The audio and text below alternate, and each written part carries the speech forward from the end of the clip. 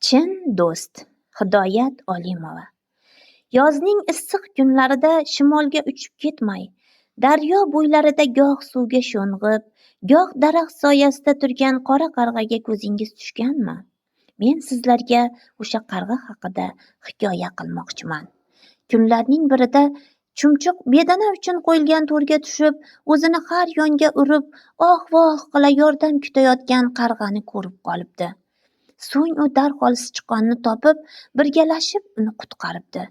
Qarg'a uning bu oliyjanobligiga javoban do'stlikni taklif qilibdi. Shunday qilib qarg'a bilan chumchuq do'stlashibdi. Bu voqea erta bahorda bo'lgan ekan. Yoz yaqinlashgan sari kunlar isib, qarg'a sovuq mamlakatlarga uchib ketadigan vaqt yetib kelibdi. Chumchuq uzoq safarlarga chiqmagan, o'zga joylarni ko'rmagan ekan.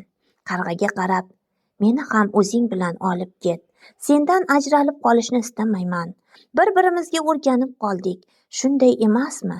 Debdi iltijoli ohangda.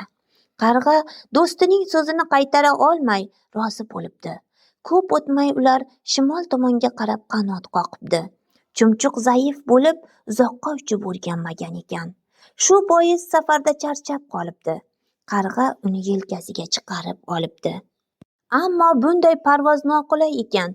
Buning ustiga uchganlari sari havo soviy boshlabdi. Ular tobora shimolning sovuq havo oqimiga yaqinlashib boraveribdi. Qarg'aning tanasiga muzdek havo yoqsa-da, chumchuq sovuqqa bardosh berolmasligini sezib, yo'l yarmiga yetmasdan ortga qaytishga qaror qilibdi. Chumchuq do'stining bu mehribonligidan ham xursand bo'libdi, ham xijolat chekibdi.